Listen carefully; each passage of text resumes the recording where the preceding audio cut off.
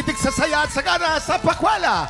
Pasok na mga suki at pakipitas na ng blessings dito sa Puno ng Swerte! Kuya Eto na Kim! naman. Naku, Herlin, maraming hindi ko na suswertehin na naman ngayon. Oo, nakakatatlo na tayo ng 50,000 ha. Sa pagbabalik ng paborito nating palaro, mas siksik, mas liglig at mas nag-uumapawang pa-blessings Tama! na pwedeng mapitas sa ating puno. Dahil araw-araw, isang maswerteng tiktropa ang pwedeng manalo ng up to 50,000 pesos! Sino kaya sa Lucky 9 tiktropa ang maswerteng pipitas sa puno today? Sino yan? Heto na sila! Pasok, mga suki! Larisan Juan from Quezon Province! Ari San Juan! Angel Mahusay ng Negros Occidental! Angel Mahusay! Anissa Inibal ng Zamboanga del Anissa Sur! Inidal! Gemma Sakatin, Pambato ng Iloilo! Gemma Sakatin!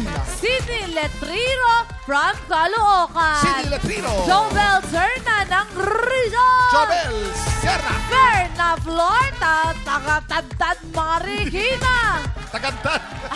Tagantad! Katrina Burigsay ng Quezon Katrina City! Burigsay! At Angeline Gonzalez! Angeline Gonzalez! ng Marikina! Bagong bisita, bagong chika, let's go! Sige nga, go, go, go. Yes! Eto, kay Angel ako. Kuya Kim, alam mo ba si Ate Angel Oh. ay isang street vendor, may 2 anak, at alam mo ba kung anong tinitinda niya? Ano ang tinitinda niya? Hindi ko rin alam. Tanongin natin. Ate Angel, anong tinitinda mo? Cheese donut po. Cheese donut! Kakaiba to, Kuya Kim, talagang Oo, parang sosyal, sila ah. nag-invento nito. Ano yung cheese donut? Saan gawa yun? Gawa po sa harina, tapos budburan po siya ng milk at saka powder na sugar. Nasaan ang cheese doon? Wala. Yung... At nasa ilalim po. Nasa Depende ilalim. kapag special or not special. Di ba may ganyan? Yes po. Magkano isang cheese donut? 10 po. 10 piso. Ay, nakakamagkano ho kayo sa buong maghapon nyo? Depende po sa araw.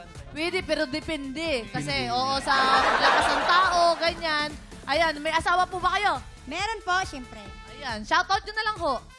Shoutout po sa asawa ko na nagtrabaho po ngayon sa pabrika at sa mga kamag-anak ko po na nanood ngayon. Artista na ako! Ayan, artista na si Ate Angel. Eto naman, Kuya Kim. Asa na si ating isa? Eto, si Ate. Eto. Ate, ano bang ginagawa mo sa buhay? Nagtatrabaho po. Kami din, nagtatrabaho din kami. Kamusta naman yung pagtatrabaho mo? Anong ginagawa mong trabaho? Nagki-gift wrapping po ako at saka bagger po. Ay, Kuya Kim, Gift ang tagal ko wrapping. pinag-aralan ng gift wrapping na yan, pero hindi ko natutunan. Paano? Saan ka nag-gift wrapping? Sa malaking mall po. Sa mall? Laking mall, Mandaluyong po. Mandaluyong. Doon kami nag-ano. Anong pinaka-weird mo? Ano yung parang kakaiba mong binalot sa buong buhay mo? O, oven lang po eh. Oven? Ayun yung. Ano yung pinakamahirap mong i-gift wrapper? Yung pong payong po. Payong, Payong? mahirap yun? Naku, yung plastic na lang yun. Alam mo kaya siya nahirapan ibalot yung payong? Ah. Nakabukas. Kabukas. Oo. Mali ka naman kasi. Sasarado mo muna. Ayan, maraming salamat. Eto pa, Kuya Kim, meron pa isang chika sa'yo. Eto si Katrina, bukod sa naka-contact lens siya at meron siyang highlighter sa gitna ng mata niya. Kuya Kim, gaganyan-ganyan lang to si Katrina. Skola, ay ano ba yun? Matalino, walang bisyo, simba lang, ganon. Ay. Anong ginagawa mo sa buhay mo? Nag-aaral po ako sa ngayon, pero nagla-live din po ako online. Nagla-live din, Nagla-live, working student. At Kuya Kim, may talent siya kapag nagla-live siya. Music, please. Ganun lang yung talent niya, Kuya Kim. Pinakita namin yan doon kanina sa likod. Kuya Kim, ibig sabihin niyan, hindi yung mga hindi porket matalino ka, hindi ba may nagsasabi, nerd. No. Oh. Sa kanya, naka-trend pa rin ang pagiging niya, Naman. matalino niya. Oo. Diba? O shoutout mo yung pamilya mo at ngayon, umabsent siya kasi walang pasok. Kasama niya yung mama niya. Shoutout po sa pamilya ko, pati rin po yung jowa kong nanonood ngayon at sa nanay ko po na nasa audience. May jowa? Kuya Kim, nasa kanya na lahat. Matalino, nandiyan yung nanay, hindi uma-absent pala. Wala palang pasok ngayon. At may Tapos may jowa. Iba ka din, no? Tsaka nakakulot siya. Kuya Kim, back to you. Okay, maraming salamat. Thank you very much, Herlin. Eto na. Good luck sa inyo mga suki. Remember, isa lang sa inyo ang maglalaro sa jackpot round. Galingan ang pagpili at bilisan ang pagpila. Let's play! Puno ng Swerte! Hey! Uy! Para sa round 1, piliin lang ang tamang sagot. Ito ang tanong. Ang tanong! Anong tanong? Ano ang sikat na simbahang makikita sa Plaza Miranda? A. Baclaran Church. Buklaran ba yun? Letter B, Manila Cathedral. Ay, parang Manila Cathedral nga Oo, yun. sa Maynila yun eh. Oo. Ay, nagtatago yung B. C, Quiapo Church. Ay, pwede rin. Di ko talaga sigurado to, Kuya Kim. Bago kayo pumila, pakinggan niyo muna sina Jason, Mikoy, at John. Go! Yes, Kuya Kim. Letter A yan sa Plaza Miranda. Kasi 3 steps away lang ang layo ng Plaza Miranda sa Baclaran Church. Kaya 3 steps. nakapunta na ako dyan. Malimit kami dyan mag-simba ni Dawaki. Tsaka si Ina. Yan naman kasama ko dyan magsimba sa Baclaran Church. Bakit sa Baclaran Church? Mas malaki po yung church. Ayun. Okay. Letter B. Letter B, Manila Cathedral. Ito naman, kung di nyo na itatanong, ang Manila Cathedral kasi ay Hugis Cross, di ba? Eh, ang Plaza Miranda, Hugis X. So, kaya dun siya nilagay para maging asterisk yung itsura niya kapag nagdo-drone siya. Yun pala yun. Yun, no? Galing. Para pag nag-helicopter dumadaan, mukhang, uy, May asterisk. palatandaan. May palatandaan. Napakatalino to si Mikoy, no? So, Letter C. Ay, ako di ako nagkakamali sa mga simbahan. ay, oo. Oh, sigurado. Talaga ba?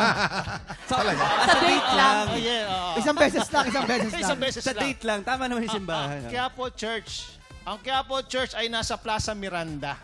Ang Plaza Miranda ay ipinangalan kay Jose Miranda. Hindi kay Chito. Si Jose Miranda ay dating Secretary of Treasury noong 1833. Dapat alam mo yan. Alam mo, Galing. nakakalito dahil puro magaganda mga puntong sinabi nila. Kaya nga, Kuya Kim. Buti yun, Kuya Jan, naalala mo yung date. Mga suki, 3 lang ang pwedeng pumila sa bawat letra. You have 10 seconds. Pila na, mga suki! Hoy! Hoy! Hoy! Hoy! Hoy! Hoy! Hoy! Hoy! Hoy! Ako, Kuya Kim. Time's up! Time's up! Ang tamang sagot ay... Letter C, Quiapo Church! Ang Quiapo Church po ay nasa Plaza Miranda. Oh, so tama yung Yung Nazareno. explanation ni, Oo. ni Kuya Tama Jan yung kay Pierre. John. Oh, no? iba Ang rin Plaza pala. Miranda yan ang sentro ng political discussion at saka political debates noong Yun. 1960s, 1970s. Ah. Diyan nagdidebate palagi. Ayun, ang dapat alam nyo. Panalo po pumili sa letter C. Simulan natin ang round 2. Swerte, Pachinko! Pasok! Eto na, nagbabalik ang the original. Ang hindi nag-uulit ng step. Ang maraming split. Ah, 1, Boy ka pa. Oy! 2. Isa pa yan, isa pa yan, Kuya Kim. Isa pang split. Isa pa yan, Split. isa pa yan. Isa pa. 1, 2, 3, go. Oh! Isa pa. Oh! Isa pa. Oh, Isa pa, isa pa. Oh, isa pa daw. Isa pa. Oh! Oh! Diba, Kuya Kim? Ay! Nagwala. Ay! Ay! Galing! Galing, no? Iba yun, diba? Alam mo saan natutunan ni Faith yan? Saan? Sa Kalye Onyx sa San Andres Bukid. Diyan laki yan. Yun, yung mga Usong-uso yan. nagte-10-20 Yung Chinese split. garter, yung no? split sa asfalto niya ginagawa dati yan. Pero nasa kanya sarili yan kasi meron tayo tinatawag na split decision. Ayun. Ayan. Ganda. Ang ganda na, ang ganda Thank you for na. your input, John Pierre. Yes, lagi ang mother sa Chinese garter. Of course, happy fiesta po sa Tondo. Happy fiesta po, Pista ng Santo Niño. At fiesta rin po sa Holy Family Parish sa San Andres Bukid kung saan po lumaki si Faith na Silva, si Kuya Kim at si Mamang Yun. Pokwang. Okay, sa round na to, kailangan nyo hulaan kung saang kulay babagsak ang bola. Sa pink ba? Uy, pink! Oh, i-split. Sa din. green? Uy, umi-split. O sa violet? Eto, hindi na kaya gumalaw nito. Kaya yan. Di bisikleta yan eh. Fit yan, kala mo. Oo, di ba? Players, tandaan, isa lang ang pwedeng pumila kada kulay. You have 10 seconds. Pila na, mga suki! Hey, hey! Ito, swertihan lang talaga to. Nasa palad at kamay ng isang Faith da Silva. Ito na. Sino kaya sa kanila ang papanigan ng swerte? Faith! Ibagsak mo na! Ayan na, nabagsak na. Ayan na. Oh, Ay! green! Panalo po, pumili sa green! Green! Congratulations, congratulations. Halika, halika. Ayan Napaupo siya, na. oh. Congratulations, Napaupo sa ate. excitement. Halika, Oo. anong pangalan mo, love? Jobel po. Jobel. Jobel, congratulations, ha. Excited ka na ba? Yes. Nakakatatlong tama na tayo ng 50,000 pesos. Ikaw ang maglalaro sa jackpot round. Mapipitas kaya ni Joel ang biggest cash prize na 50,000 pesos! Tutukan yan sa pagbabalik ng puno ng swerte dito sa TikTok TikTok! Hey! Hey!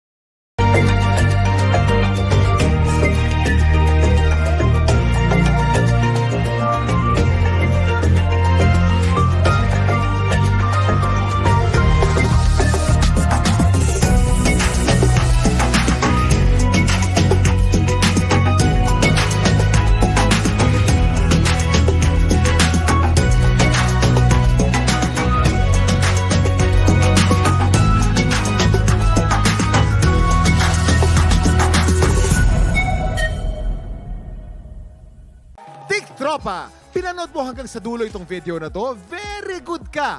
For more happy time, watch more TikTok Clock videos on our official social media pages and subscribe to GMA Network official YouTube channel.